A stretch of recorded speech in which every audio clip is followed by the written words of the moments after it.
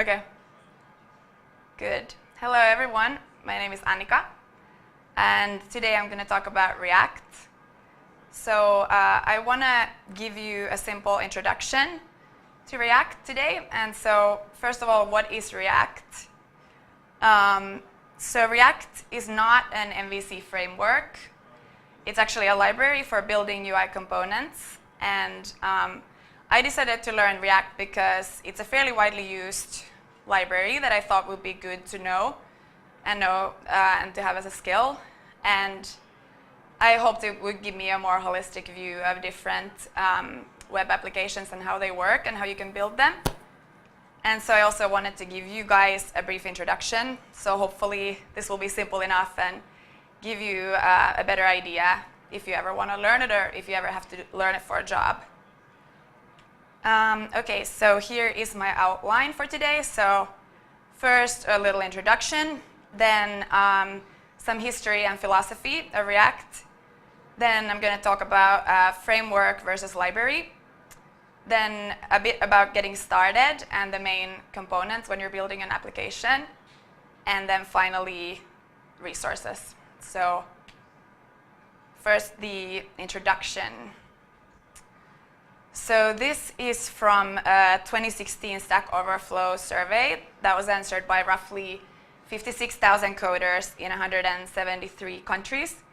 And it shows you the change in share of Stack Overflow votes between January 2015 and 2016. So here you can see that React has received a lot of attention in the past year. And then here is another one from NPM Trends that shows the adoption of React over also the past year. So you can see the number of downloads in the past year for React in blue, and versus Angular in orange, and Backbone in green. Okay, so then the history and philosophy of React. So about a decade ago, everything was written in HTML, and jQuery was used to manipulate the DOM. And this style of coding is now referred to oftentimes as jQuery soup, which you might have heard of, and maybe this looks familiar. So this is from Guessing Game that we all made for a foundations project. And so what jQuery soup means is that the logic for the entire system and the data and the user interaction is all combined in one place with no real logical ordering. And of course, Guessing Game is still very small, so it's not really a problem. But as soon as you're building a bigger app, of course, it becomes difficult to manage. So single-page applications came along, and Backbone was the most popular single-page app to start with. And these enable you to write one file per view, and then you attach a template to it, and you would call a render function to update the DOM. But updating the DOM is an expensive operation, as I'm sure you all know, so because the browser has to recalculate all the styles and layouts. So React introduced this concept of a virtual DOM, which patches the DOM. And what this means is that the changes are made to the virtual DOM, and then they get compared to the actual DOM before updating. So when you update, you only render the part that was actually changed, instead of doing rendering the entire DOM every time. So here you can see what that looks like, the patching.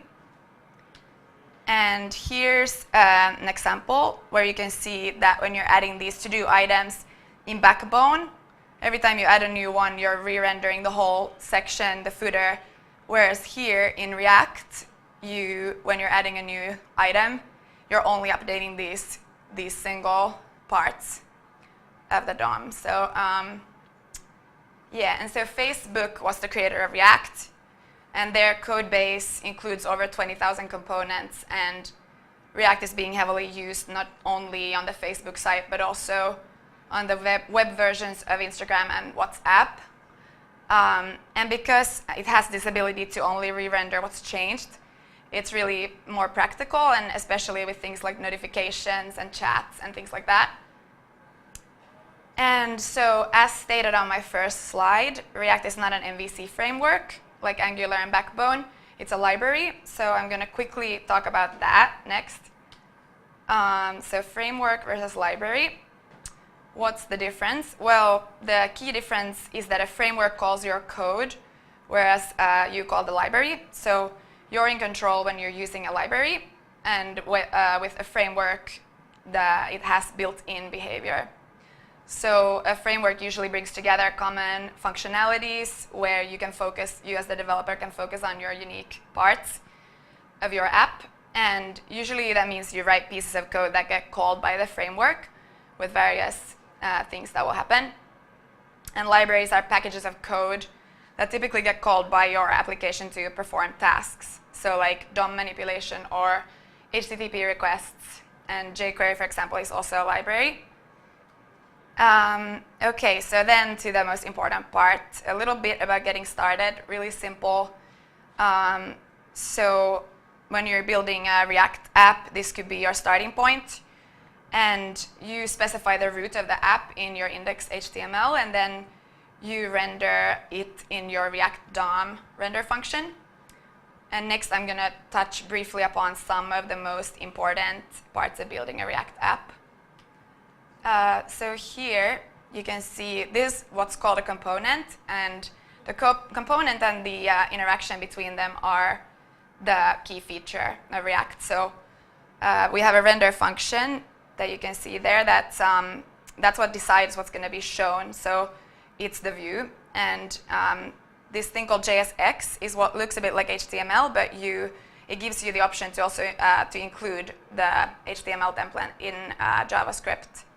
And so it eliminates the need for separate templates, which is really nice, really clear, and you can inject JavaScript objects as well into JSX in these single curly braces that you see here. And yeah, so this shows what a very simple component would look like.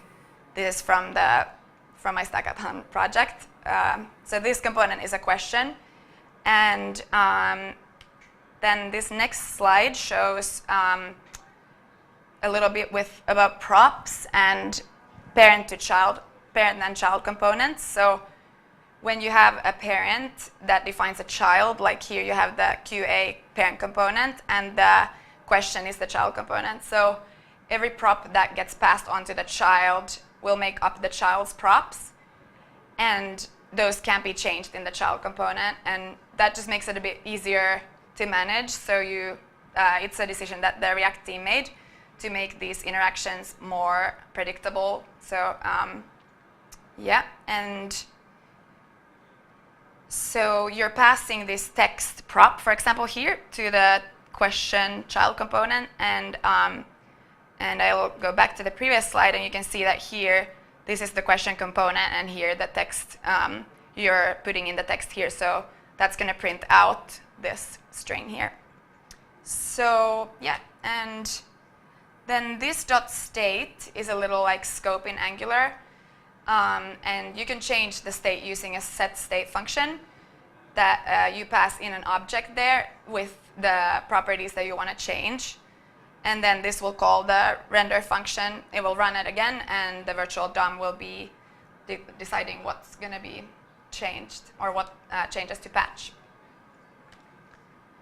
And okay, so here, this is a little more complex already, but you can see the interaction between child and parent again. And so you're calling this function here, and that will in turn call another function that's a prop that's declared in the parent component. So this switching can be a little confusing, or that's at least my experience. But if we want to compare React to Angular, although they are different things, because Angular is a framework and React is a library, but it's not exactly like apples to apples. But what makes React more clear, I think, is this how it renders the view, and you can see everything in this one file with the logic, and it combines everything in these components.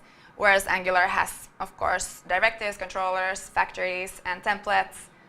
And React doesn't perform as much functionality as Angular does, but they can also easily be used together, so one does not have to replace the other. And yeah, that's all for today. And when I created my Stackathon app, I used this thing called Create React App. And it's a really easy way to create single-page React applications and offers like a build setup and uses Webpack and no configuration. So it's really simple. And some other links and tutorials, articles that I found useful if you feel like exploring more. Thank you very much. Any questions? Nope.